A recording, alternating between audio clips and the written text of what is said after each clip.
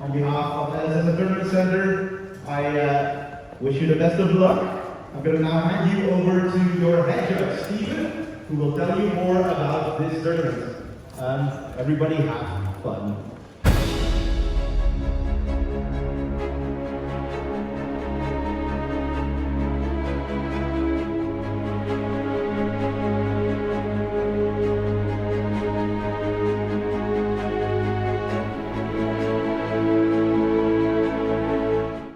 All right. Welcome to FaBled Hunters. I'm Yuanji, I'm Saint. and today we're going to be opening some stuff.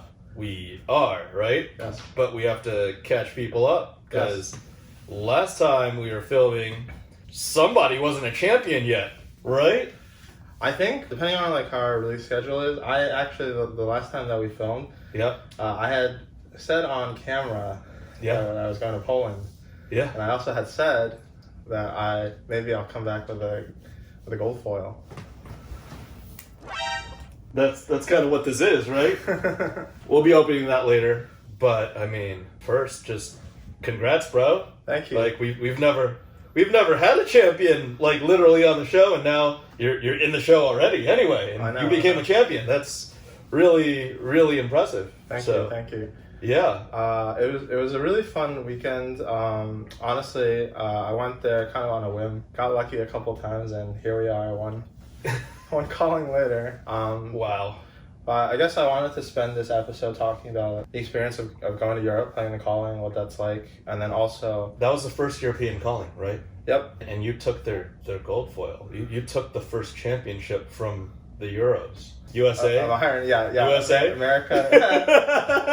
America's the first European champion. Right? So there's some back and forth after the event. I think it was Steelfer or someone else was like calling saying that now the Europeans have to return the favor. They have to come right back during the Pro Tour and take the first. Hey, New Jersey welcomes you. Yep. As the representative in Manhattan. So what about it? What about Krakow? How was Poland? And I'm sure we're going to get some of your pictures throughout because you documented it, right? I did a really bad job. I took some pictures early on, and then I just once the event started rolling, I was too focused. Well, you were busy kicking ass and taking it down, so that's understandable. I'm sure the viewers will forgive you for that. But how was it? And you played Viserai, right? You're one of the reasons. Blame Yuanji, one of the reasons why Viserai is now a living legend in Blitz, right? Yeah, everybody thought that Starvo was going to be the first living legend. Yeah. And Yuanji had something to say about it. Looks like Viserai is actually the first living legend in Blitz. Yeah. Krakow was really fun. The timing of the event was a little bit, I don't want to say weird, but basically it was over Easter Sunday, and Poland is a deeply religious country. Okay. So actually a lot of stores were closed. Mm-hmm. I think most of the stores that were open were more catered towards either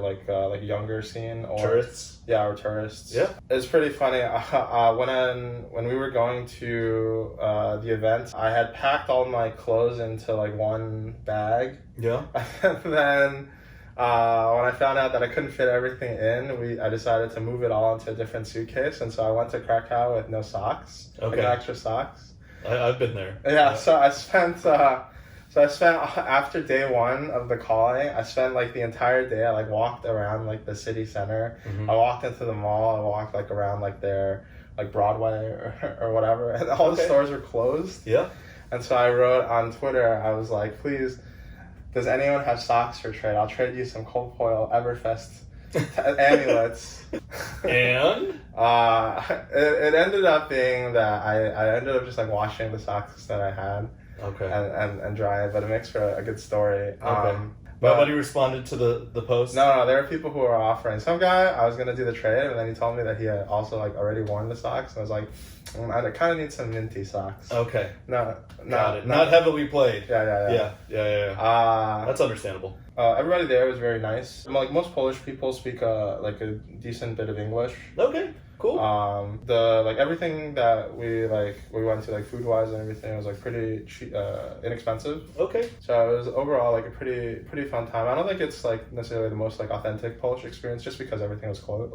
Most things were closed. Okay. But the tournament organizers I felt actually did a much better job than Channel Fireball or Star City Games had done. Really? In terms of making an event that I think is really like focused on the players. So the example that I'll give is basically like they have side events running, like scheduled side events. So they have like a sealed something on Saturday, and then on Sunday like they have like the Battle Hardens. But the way that they structured it was that since day one of the calling finished around like 4 p.m., they actually structured their big side event for after the calling. Really? Yeah, and then also on day 2, they staggered the sealed Battle Harden, which is like basically the one where you can win a chance to draft with WTR Alpha, which is a pretty cool experience. Everybody had their like little white gloves on Really? when they were doing the draft, but they staggered that one so you could actually play like 2 or 3 rounds of the calling day 2, find out maybe you're out of top 8 contention, decide to drop, and then move over. Yeah. Okay. And so I think that overall the guys at Tournament Center, I think shout out to Tournament Center. Yeah, really did a good job of kind of understanding what the players like needed in order to have like a really fun like weekend overall. It could also be because it's blitz, like the tournaments run faster. Okay. But I think overall the U.S. tournament organizers could improve on making like the whole experience of attending the calling a little bit better, and not just like if you're only like planning to play the main event. I think they're doing it for optimization purposes, which is kind of very American for the maximum amount of turns. Right? And I talked about that with some of the content creators and some other members of the community. Like, just for example, I think Taiwan had like a 90-minute lunch break. Oh, yeah. Whereas, I mean, we've been to American callings. Yes. The lunch break is like the 5 minutes when something goes over. Yeah. And we're basically grabbing a hot dog and having ketchup and mustardy hands, putting your hands back on your cards and playing. Yeah. And then maybe like, waiting for a bathroom break, the next game, running to the bathroom, actually washing your hands, and then going to the next round. Everything is just like so, and maximum you have 5 to 7 minutes of time. I mean, maybe you've got 15 to 20 if you get blown out of like an aggro versus aggro match, but otherwise it is not catered towards player comfort. It is catered towards optimization and firing off events and and maximizing revenue per seat. Yeah, I guess that's a very American thing. But I mean, I think definitely there's spaces to improve overall. I think for everyone, the venue in Poland was a lot smaller than the ones that you see at the U.S. callings. Okay. So it was actually inside. It's pretty cool. It was inside. They have like it's like a pub, like restaurant, brewery kind of setup. So it looked like a big tavern, like the town hall version of a big tavern where everybody congregated. Yeah. And it's like, oh, this round's on me. That type of setting, exactly. A little bit like that. Exactly. Yeah. And so I think obviously there's limitations when you scale up.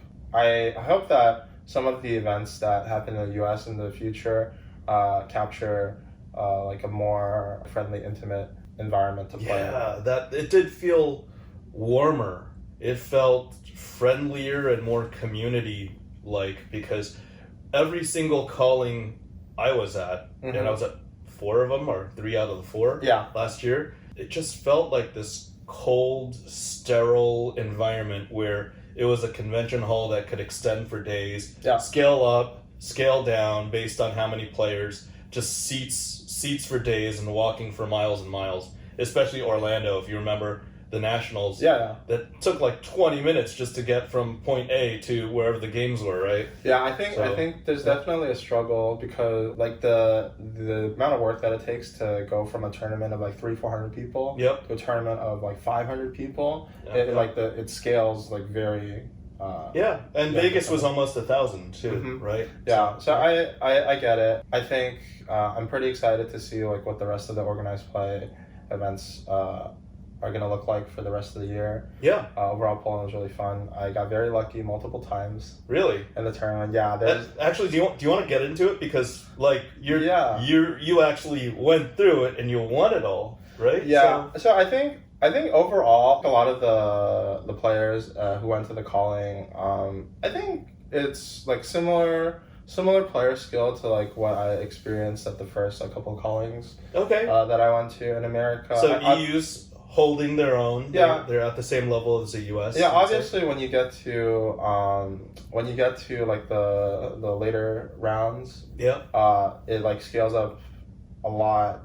And like all these players that I played with like towards the end of day 2, and also in the top 8, like these guys are like really accomplished like trading card game players. Like I think a bunch of them were also like MTG pros. Oh really? And they have like a lot more. I mean, like I played MTG like pretty hard for like 2 or 3 years, and these guys have like a lot more accolades than me. I think, really? Yeah, I think like Christian Hawk, like the guy who I played in the finals, is like was on like the Mythic Championships or like whatever. Really? Like whatever it is like that Wizards had set up. Okay.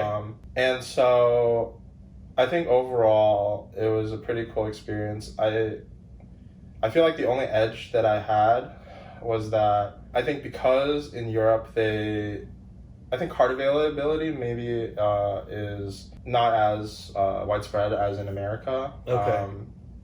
I think a lot of people didn't have like as much experience like playing into Viserai. Okay. Even though there were a lot of Viserai players, I definitely know that there were some people who either like couldn't get reps in or couldn't like play Viserai earlier because they just like couldn't get the cards. Okay. And then so just like having like more experience in Viserai, like understanding like the mirror. I actually have a pretty like I have like a little heuristic. So basically like at the very beginning of a game when you play, you show your heroes and then you like roll dice and you see like who goes first. And then it's supposed to be like, and then after that you set your equipment. Sideboard and yeah. You set after that.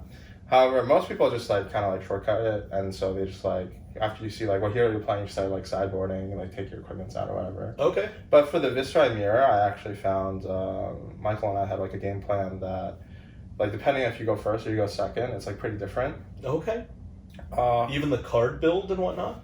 So in Blitz you have to play like whatever 40 cards. Okay. But now that I think about it, it's not like too different, but it's just like the gloves that you're using are different. Okay. So our strategy was if you're going first, then you play the Grasp of the Arcanite. Okay. And then if you go second, you play the Vexing Cool Hand. And it's like very calculated because one of the ways that if you're going because the games are so short, the person who's going second needs to try to like put out as much damage as possible, or like get the person who's going first to block with cards out of their hand.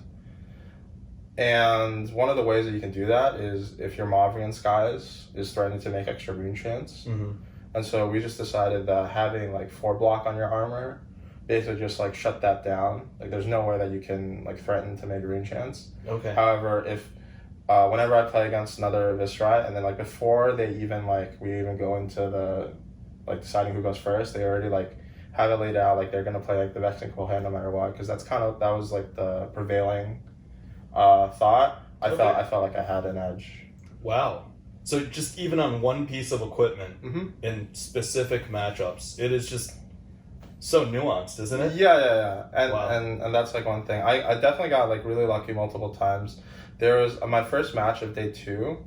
Actually, I had like read the life totals incorrectly, and then I made a play assuming my opponent was at 1. He was actually at 2. Okay. And then like when I like was doing like the calculation, I actually like went to 1. And then I just like made the play or whatever. And then I essentially just like threw the game like I lost. Wait, you lost that game, but before the top 8 is what happened, right? Yeah. Well, I was supposed to lose, so then I just like made my play. I like made a rune chant attack with my weapon. He thought that he was at 1. Like him and I both thought the same thing. Oh, really? But it was incorrect. Okay. And then right after I made the play, he just like, oh man, I don't have Arcane Barrier, and then he like scooped his cards up. And I didn't really know like how to like react in that situation. It's like a little bit like awkward. I think he talked to me online about it a little bit after that. He's like, it's fine. It was just like in the moment one of those things where I misplayed, but it was like he also was unclear of the game state. How did it get there in the first place? So basically, it's like because he doesn't have Arcane Barrier, I have to make a choice. Either I can block his attack. Okay. and then my play was that I just make 3 rune chants. Okay. Or I don't block his attack, and I just block with armor, I go to 1. Mm-hmm. And then I have the opportunity to make a rune chant, just like attack my weapon to do the arcane damage to kill him. Okay. Since he's at 2, we both thought that he was at 1. Oh, okay. This wasn't a top 8 match though, right? No. This is before that. The standings match. During this fight. This was the first match of day 2. I think the hardest matches that I played all weekend was 2 Oldhams. Okay. That I played against. Oldham. I think one of the matches I needed to draw my like last Sonata Arcanix in like that hand, or if I wasn't, then I was gonna deck out. Okay. And also had to like be able to combo through like a Channel Lake Frigid. So like overall, just like those matches, you just have to like play like a little bit differently. You can't just like play like all out, like try to go off on like turn 2. Okay. Like against everyone else. And then in my top 8 match, oh my gosh, against Kano. The Kano player, I think he's a really good player, but I think he was like a little bit he wasn't as like practiced with Kano. He told me that he just picked it up like a couple weeks earlier. Okay. And then so there's like on one turn when I did like my first like attacking turn, because I didn't have a mob in skies and I had to lead the charge, my like damage output wasn't as high. Okay. And so I could only do 15 damage, so he could have blocked with his Findel Spring Tunic, go to 1, and then try to like kill me in 2 turns. I played a lot of Kano like before deciding to play this round. That's probably what I would have done. I think if you're not as familiar with the matchup, like you think that like the game is gonna last like a bit longer, so you play like a little bit more, I guess like conservatively. Okay. So he decided to block, even though like I couldn't threaten more than 15 that turn. Okay. I guess it just ended up kind of working out in my favor there.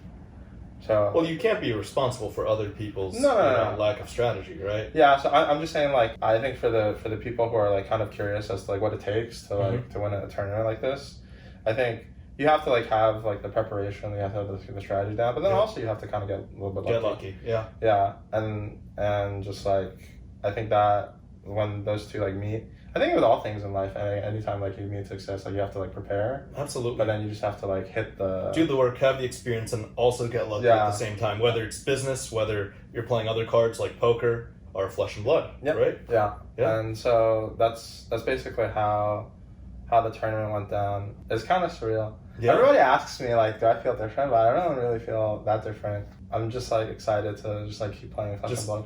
Keep going. Yeah. Rack up the PTIs and show up at the Pro Tour, right?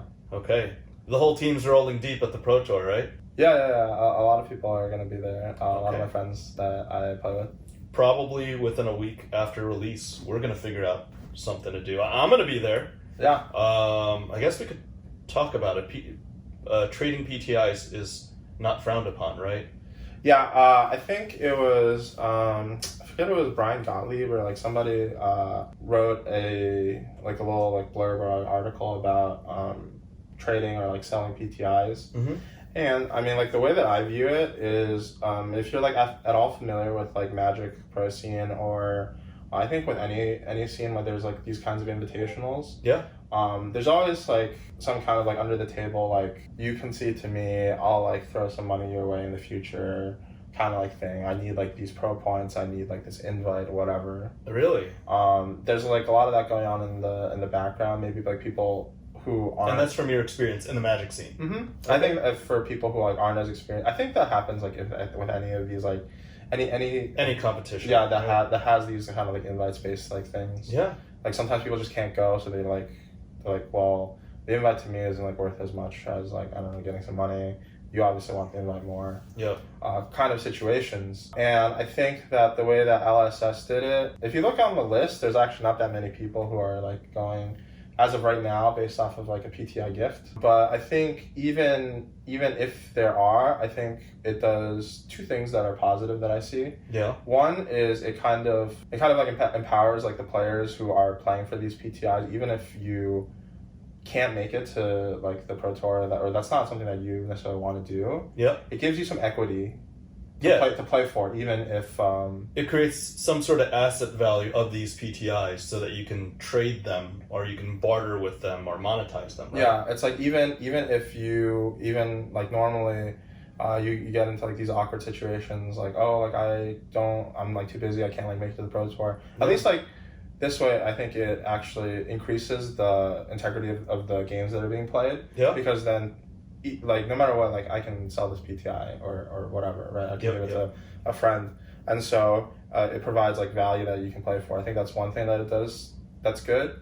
And I think that the other thing that it does that's good is that it kind of provides an avenue for people who maybe don't have as much time to kind of grind the competitive circuit, but like have like belief in their skills, whatever. It gives them like an opportunity to kind of like test it out. Yeah. And I hear a lot of people talk about, oh, like this person just like bought it, he doesn't deserve the spot or like whatever. I'm like, well, if he doesn't deserve the spot, he's just gonna get bounced out of the tournament, right? Of course. Right? And if it so happens like this person actually is like a really good player, I think it benefits the game to just have them be able to play. Have that extra player, have the extra availability, have the extra pool of players so that it can be a larger event, right? Yeah. Yeah. So speaking of Pro Tour, you earned your way in.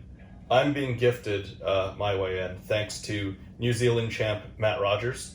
Thanks, Matt. Shout out to Matt Rogers and his company, PCG, geek culture as well as distribution company and card merchant, right? Yeah, card merchant. I think Card Merchant New Zealand. I think there's another Card Merchant. Well, he's just all over the place. Yeah. He's just a very accomplished businessman as well as the Fab Champ New Zealand. So we've got the APAC Fab Champ and we've got the EU Fab Champ over here. Yeah, and we're probably going to bump into Michael, Tariq, and, Tyler, Michael Hamilton. So yeah, it's going to be really, really awesome. Oh, before we even get into your spoils, you have to talk about Taiwan, right? Yes, a little bit unfortunate like things that happened. I think for their community over the weekend. Absolutely. Yeah. You told me actually you were kind of interested in watching the tournament. Not just interested. I watched all 15 rounds. I stayed up. I think day one I stayed up till like 7 or 8 a.m. Yeah. Like from the night before. Like I started watching at, call it 11 p.m. the night before. Yeah. All the way till 8 a.m. And I was like, this is really cool. My home country originally, or homeland, is Taiwan. Let's not get into Asian. Home. My ancestral home is Taiwan. Yeah. Let's not get into geopolitics there. But it was the first calling in Taiwan, and I was like, this is pretty lit. The casters are speaking in Mandarin Chinese, which I happen to understand. And like little cool things. Like back in the day when Michael and I were opening Arcane Rising first, we were like, Command and Conquer's Lu Bu. Oh, They literally call CNC Lu Bu. Yeah. The card's called Lu Bu. And I was like, what? That is so cool. It's like a flashback to the early episodes of FaBled Hunters. Yeah. And not only that, just some cards they'd have like a Chinese term for it. Some cards they'd use English. Okay. So it was like a mixture, like weird Chinglish the casters were using.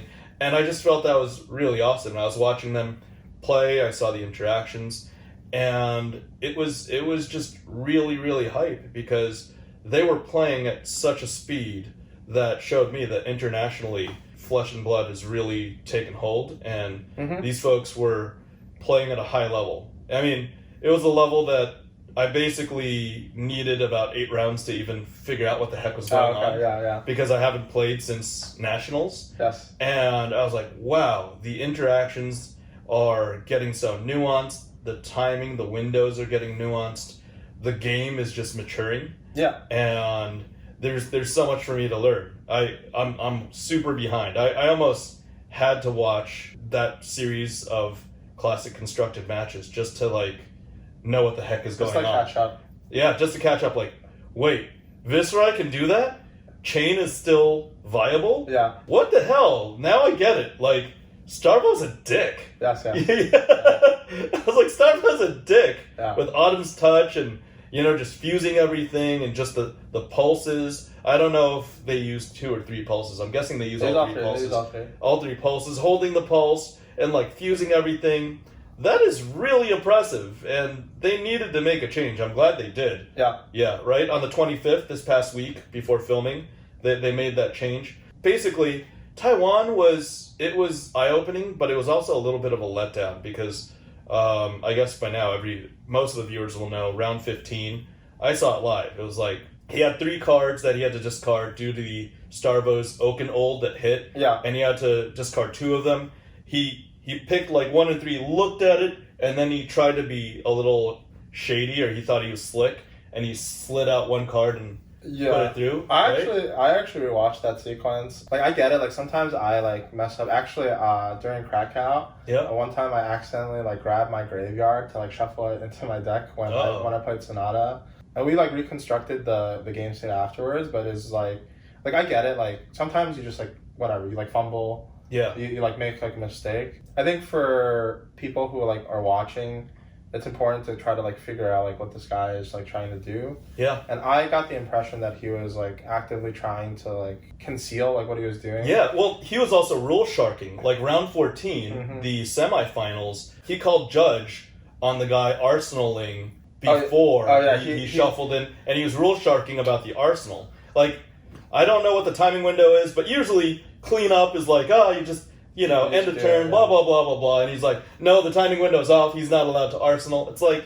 don't be a dick, right? Yeah. I think for the shuffle thing, one thing that caught my eye was basically he like laid his 3 cards out, and the other person picked the 2 on the sides. Yep. And then he grouped the cards not as like his opponent picked it. Yeah. He first grouped it where he looked at it like this. He took the 2 and looked at it first. But even when he put when he was grabbing the 3 cards back to like to manipulate them. Yeah. Normally, like if I select the 2 cards on the side, you take those 2 cards, you put them together, and then you can like look at them or whatever.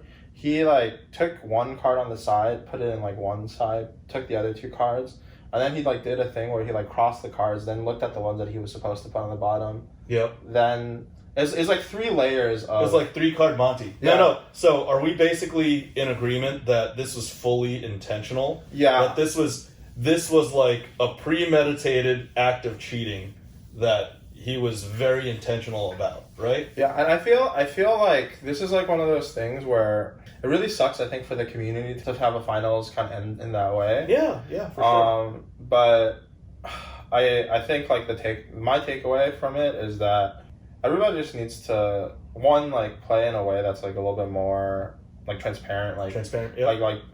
If at all you think like there's like something that's happening that you don't like really know like what's going on, just like make sure like you call a judge and kind of get it like all sorted out. Like, I think the great thing about Flesh and Blood is that like the way that James White and LSS have kind of designed the game is that it's like really easy to like rewind and like do everything. Like, you like pitch cards, like you know how many cards were pitched based off of like how many cards were played. You can just like rewind. You can like take those cards on the bottom. If you like bottom like the wrong cards or whatever, you can just like take those 2 cards from the bottom. Like, it's like everything that happens, it happens in a way that like you can like for most of the time like work it back to where you are. So if at any time you feel like a little bit uncomfortable, like, oh, I don't really know what just happened, just like rewind it, like. And then as far as like the rule striking thing, I really hate that. People do that in Magic as well. People used to do that plenty in Magic. Yeah. Not very good players. You know, you want to win off of your merits, not off of just like flustering your opponent and, you know, really trying to get them tilted in the first place. Yeah. And I mean, with this guy, it was bad karma. Like, I think everybody would have rooted for him because Chain was the underdog. That's Chain, right? Yeah. Yeah. We were rooting for him, but then it's like you're gonna proactively be a dick, and then you're gonna get caught cheating. If it was like a misunderstanding, oh crap, I shuffled, like that plus him rule sharking the round before, they had him dead to rights, and they did the right thing. And one of the things that was said on the American stream, by the way, speaking of American stream, like I was just a viewer, I voluntarily lost sleep just because I was interested. Yeah. But shout out to Flake in Toronto and DM Armada, Steven, for just staying up and casting it in English. It was really cool. And around like 4:45 a.m. Eastern time, when they stopped the game for like 30 minutes, it was just really awesome that they just stayed up. They were like, let's handle this like professionals. We're not getting paid to do this. We're doing this for the community, but let's not jump to conclusions. Yeah. And they were like placating and keeping the peace. They weren't letting people get out of hand, because a lot of the viewers, there was like 300 some odd people live just on the English stream, and a lot of the viewers like, oh, this is a PR nightmare for LSS. What's going to happen? The game's going to die. This is so horrible. Hey, it was a blemish, but I would say that everybody played their role to a T. Everybody did right. The judges did right because they landed the disqualification. They stopped the game state. They rolled things back. Then they showed everybody on the Taiwan stream what happened so that everybody could be like, yo, this guy was cheating. There's probably no question about it. And then they're like, we're going to report this to LSS. And then they DQ'd. They still handled the post-game interview like professionals. DM Armada and Flake handled it like professionals. As a matter of fact, Amelia Chang, who is known as a brand ambassador from Taiwan for the game, she was there. She was just explaining what was happening, and she popped into the English stream to just let people know like what the game state is, how many Starvos are left. Hey, American viewers, while you're listening, I did a little bit of that to find out boots on the ground what was happening in Taiwan. And then even Mag, the general manager of FaBled, the distributor, as well as the host of the event, he got involved. He's like, everybody's like, what's going on? People are getting, it was 5:30 in the morning by the time it came out, like 5:30 a.m. And Mag showed up. Everybody's like, who's this guy with the Chinese words on his name? I was like, guys, if Mag says something, he's literally the tournament organizer. He's like the be-all and end-all in Asia. He's the head of the distribution company. If he says the guy was DQ'd, the guy was DQ'd. Oh, what's happening? Is this for real? And, it was just good that everybody basically put their best foot forward to properly represent the game and give transparency on what was going on. So I'm not going to say that it wasn't a blemish. I just said it was. It's actually obviously bad that a finalist cheated, right? And probably, cheated even before that. And that person, in my opinion, should be punished outside of just this one tournament. But I think everybody handled it professionally. You're going to get dicks in all walks of life and whatever you do, and that's very unfortunate. That's just a fact of life. But I think that the Taiwan Calling was, in general, a success outside of that little blemish. It was operated really awesome. There's that ad for Tortuga. Like I think we saw it before because the new media gals, they were working on different ads for Asia, but it was on Showcase, and even Steven and Flake were talking about it, where there's that LGS in Thailand where they're breakdancing and drinking cocktails and whatnot. That seems like a really cool. Fun place to go, yeah. In general, it was just a learning experience for me. It was actually a moment of solidarity for Fab, in my opinion, because the UK, those things transpired after, right? The things with the alleged cheating transpired after the tournament was already over and the victor had already gone to spoils. But Taiwan showed, I think, a level of maturity and execution for disciplinary action that LSS hasn't displayed before. And I feel like LSS is pretty committed to making sure that the integrity of their tournaments is upheld. Like all integrity in general. Yeah, because they made like multiple revisions to their tournament policy. They included more stuff in order to kind of overall promote people to foster a better play experience for everyone involved. So I have no doubt that they're gonna take whatever action that they think is appropriate in order to kind of continue that. Yeah, for sure. And I think they're growing. I think it was expedient. It was really clear cut, regardless of whether or not everybody was calling for the DQ after watching that clip of the poor shuffling and the card manipulation for the fifth time. They would have called the disqualification anyway. And I think they're just growing as a company. As the card game matures, there'll be more layers of regulation, necessary regulation, put into implementation, and that's good. That's good. And speaking of regulation, one last thing before we get to your gold foil reveal. We don't get to talk about the game state that much. The state of the player state of the game. Sure. So what about the banned and restricted list? I mean, Starvo got hit And Starvo's a dick. He's oppressive, so I think it was necessary, even if he's 85 Living Legends points away from retirement. Let's just kick him in the nads once or twice. But what about Viserai? Viserai CC got hit, right? Yeah, Viserai CC is dead. Dead? Yeah. Are you just saying that? And you're still gonna low key like sneak in Viserai? I don't think so. Is it because of Bloodcheat Skeleton? Yeah. So basically, I mean, like the way that I view it is most aggro decks require like some kind of like setup play. Okay. In order to like beat somebody who's got like full fatigue or trying to like fatigue you out. Or even aggro, right? If you're doing like an aggro mirror, I think if all you were playing was aggro mirrors, Viserai would be fine. Really? Yeah, but I think one of the things is like if you look at like how like aggressive decks have traditionally tried to be like the control decks. So like you have Briar before where you were trying to set up like Ball Lightnings plus Sting of Sorcery, or Chain like sets up towards that like Eclipse turn. Well, Briar and Chain would both be aggro, right? Yeah, no, I know, but I'm saying like in order to like beat like the control decks. Okay. This is like the kinds of plays that they're trying to set up. Okay. So they're trying to set up like Ball Lightnings plus Sting of Sorceries, and that was legal. Chain tries to set up like the Eclipse turn, so they can do like 30 damage on a turn, followed up by like another like pretty strong turn. Okay. I mean, like these are like the kinds of things where like all aggro decks kind of need that in order to set up, and so like Viserai's way to kind of set that up is to just like hit like a big Sonata.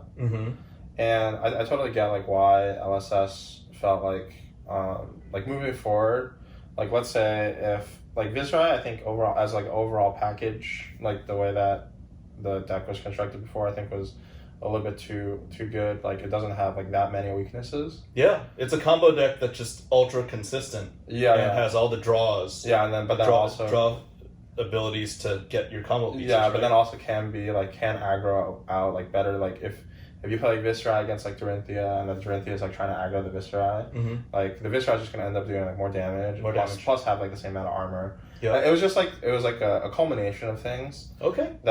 So as a Viserai player, this being your favorite character, yeah, I'm okay with it. You see the logic in it? Yeah. I think that Starvo is still going to be pretty good. The only downside, since they banned Awakening, is that you can't like it's more like you can't like turn the whole game around in one turn. Right? Yeah, it can't. It just can't. It's not that easy. Like you can still, let's say, like if your opponent like hits you really hard and you get low, and if you have like in your hand you have like the Crippling Crush and like the Rainbow, whatever, you can like steal back tempo and do it. But it used to be before that you just have like these 3 cards in your deck. Where you can like play in a way so that you just like do like whatever, and then if you draw into like one of these 3 cards, it's just kind of like it's like a backup, like get out of jail free card. Absolutely. And so I think overall like them doing that is good to kind of rein Starvo in a little bit. I think he's still going to be strong. Like Michael Hamilton's calling winning list didn't even run any Awakenings. Really? Yeah. So I mean, but what about Autumn's Touch? The whole 3 block and the efficient 3 for 7, 3 for 5. Yeah, there's replacements. Basically, Starvo loses about like 4 to 5 life. Okay. Compared to before. Because of defense, right? Yeah, and so just like it's whether or not that's going to be like the difference maker. I think if you watched, for the people who are like really into organized play, if you watched, let's say like Cody Williams playing against like Michael Hamilton. I think Cody Williams had he was playing Chain, he had like opportunities to win the game, but also like if Michael Hamilton just had like 4 less life, like it would have just been dead. Oh. Okay. So it's like those kinds of like scenarios I think are not as obvious when you're like playing the games out, but ultimately it does make I think a big difference in terms of results. Yeah. And I mean in the 15 rounds that I watched across 2 days at Calling Taiwan, like I saw so many situations where Awakening, like Starvo let himself get beat down by -20 life or -15 life, and he's like, I welcome it. Oh, here's an Awakening, like here's 27 damage back in your face, and here's a Crippling Crush with Go Again. Oh wait, I still can do other stuff, right? And that's just way too oppressive. Like in Monopoly, you can have 1 get out of jail free card. And what, in Starvo, you get 3? So that's pretty insane. Yeah, so I think overall, my takeaway from the ban restricted list also is that LSS really does care about like the players. I think a lot of people were like complaining. They're like, it's so funny. Like after the battle hardens in Madrid and Taiwan, where Star was basically like mathematically like not going to Living Legend. Okay. A lot of people were like, oh. Like why he's is still that... gonna go be oppressive at the Pro Tour? Well, right? no. Well, they were like, oh, like why isn't LSS? It's like a lot of entitlement, where it's like, oh, how come LSS isn't gonna is like waiting? LSS blah, blah, blah. owes us. They need to make the game fair again. It's like they're like, oh, it's like not, it's dumb. Like, why don't they just release it early, as if like you're kind of like entitled to like getting like the information when you want it, as opposed to when they had originally scheduled it. Yeah, but I think like despite that, LSS like released the ban restricted early because they were, I think, kind of waiting to see if Starvo would Living Legend. Yeah, to see these major events, to see what would happen. Yeah, right? and so I think that just goes to show that they do care about like the players, and then maybe like sometimes I feel like if they make if they make decisions that you don't necessarily agree with, I mean that's just like a difference of perspective and opinion, I think. Exactly. They need to run their game. It's their game, not any individual mouthpieces, mouthpiece on Facebook or Reddit. Like the individual voice, who cares about that? They have more optics, they have more consideration for what's going on in the global meta. And I mean, I don't think Starvo won the Battle Hardened Classic Constructed, right? Yeah. It was a Prism or something. Yeah, like that, right? Yeah. Prism won both in Madrid and then also in Taiwan's Battle Hardened. Yeah. And I mean, and those are CC events as well, right? Oh, and then I think even better than the CC changes that they made. I think LSS also really listened to like the people who are talking about how Blitz is kind of flawed as a format. Okay. Because the games are just over in like 1 or 2 turns. Okay. And so I think they made a lot of changes which were kind of set out to address that. Like they understand that like even though Blitz is supposed to be like a more casual, whatever, faster format, that doesn't mean that like the game should end in like a turn. Yeah. So things like Heart and Cross Trap. Yeah, Heart and Cross Trap. That makes sense. Yeah, they took a Heart. Like 2 resources in 1 turn compared to Tunic, which is 2 resources across 6 turns. Right? Yeah, exactly. Yep. So they took out Heart and Cross Trap. They took out like a lot of what Kano has in order to kind of like speed the game up. And so I think overall, Blitz is going to be like a much more interesting format going forward. Yeah. So I overall enjoy.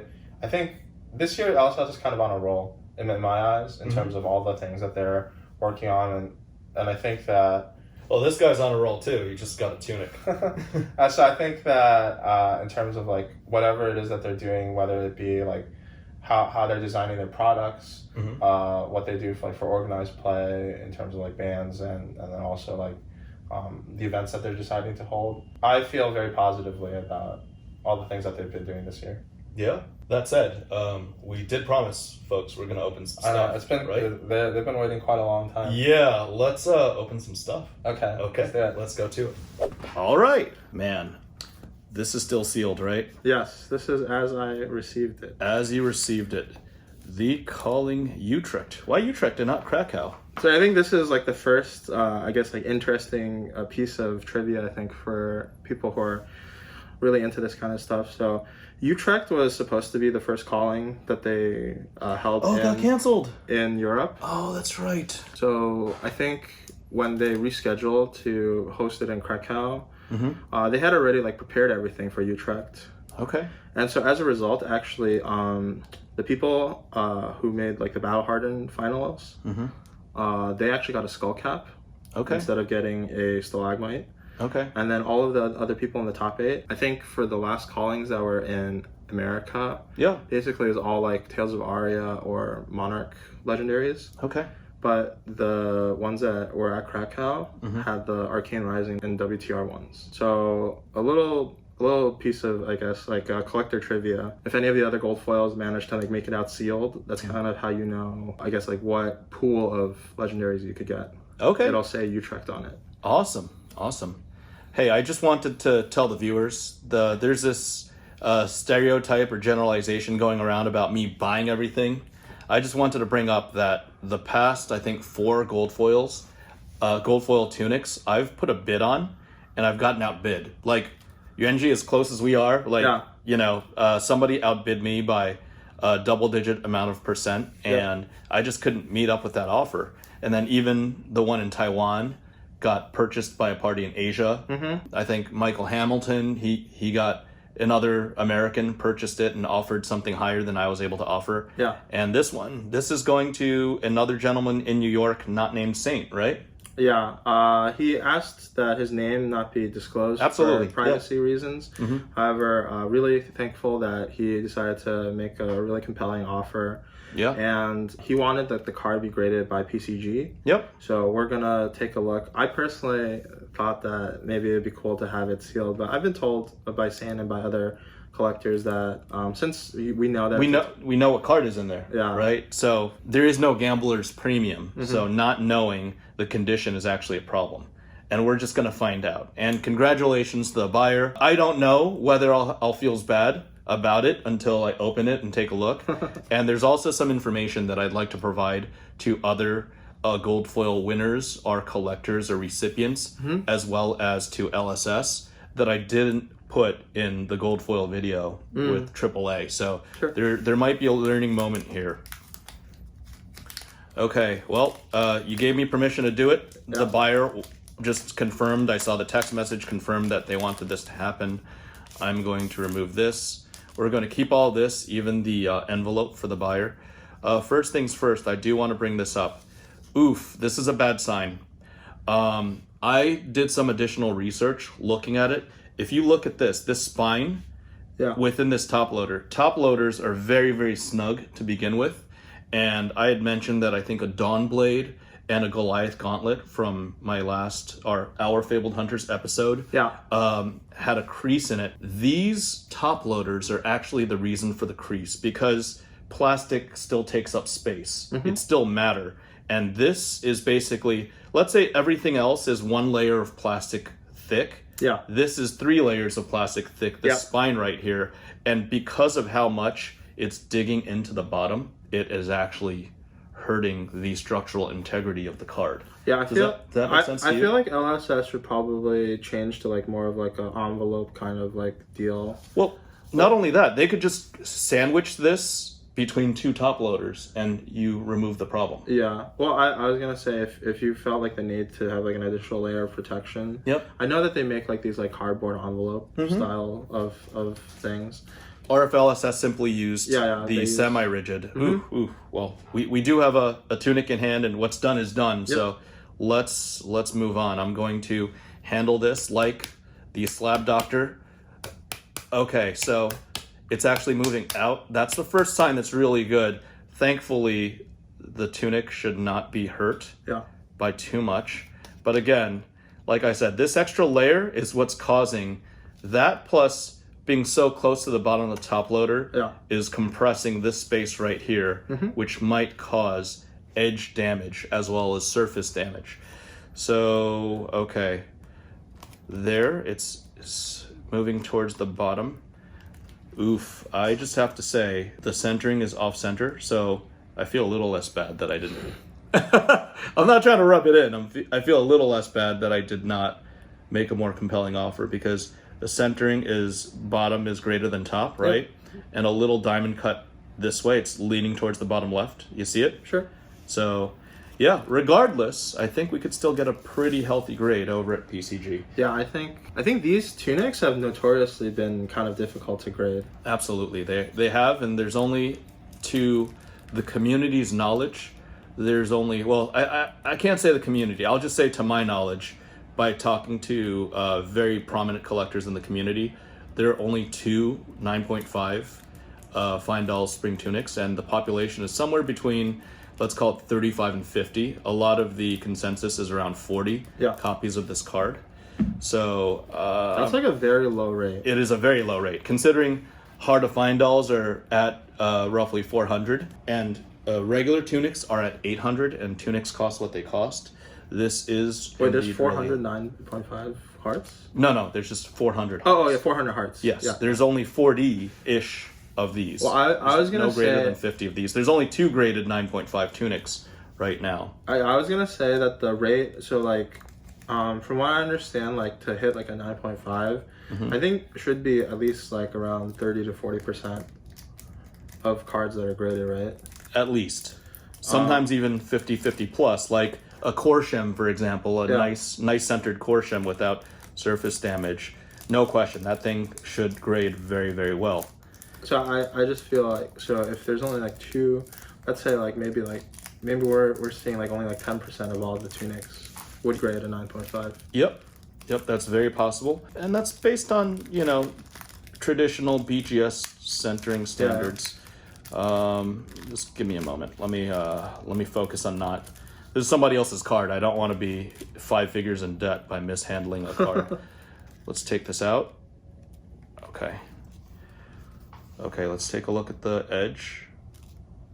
Oh, there's a little bit of an edge thing right there. You see it?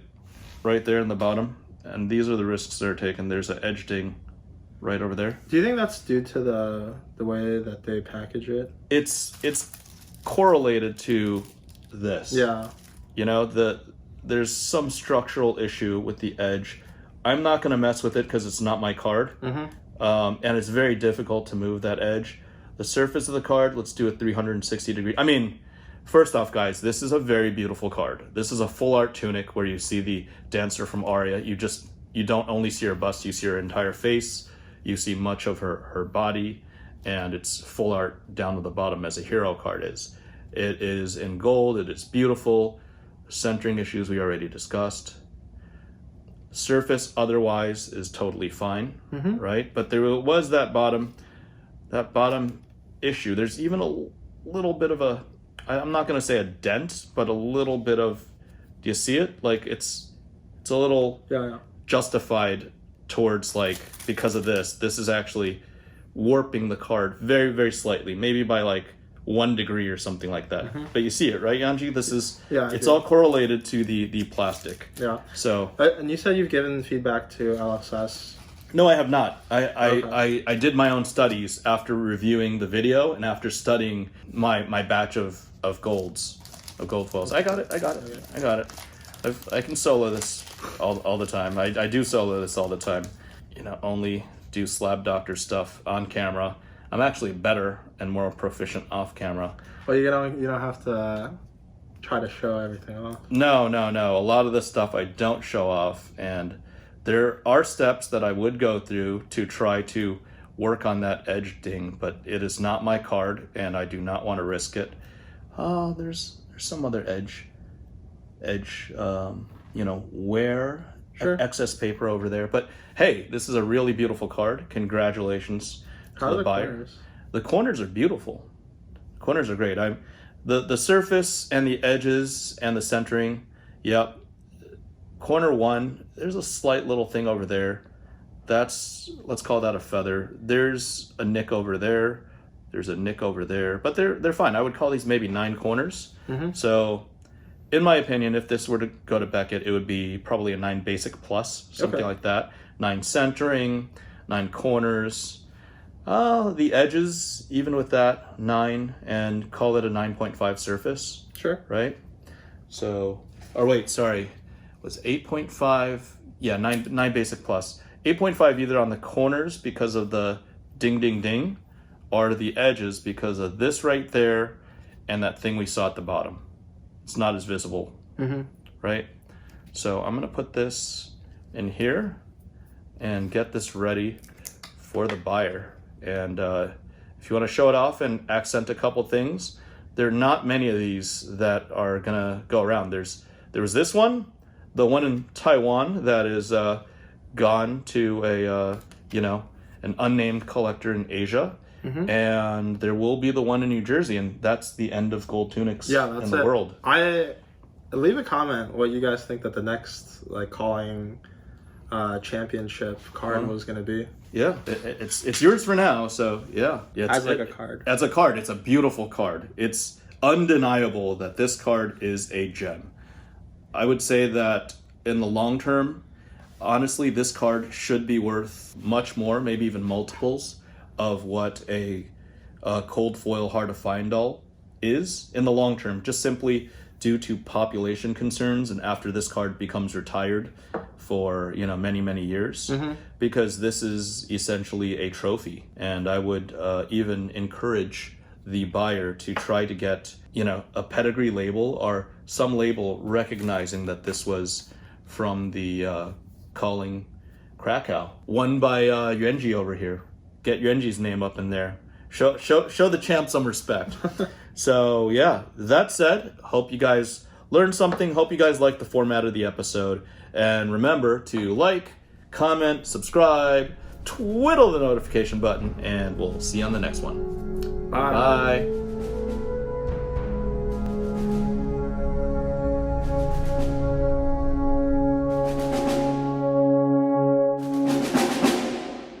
We're eating breakfast. I got the shakshuka, and this is the welcome ham omelette. Welcome.